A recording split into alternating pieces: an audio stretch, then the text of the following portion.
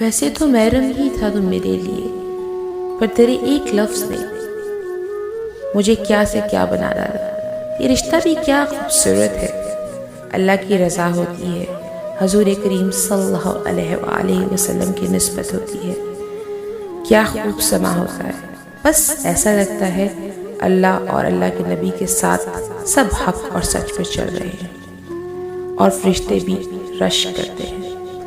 حلال بھی کیا کمال ہے نا رشتہ۔ میری دعا ہے ہم جو بھی کریں حلال کریں، بس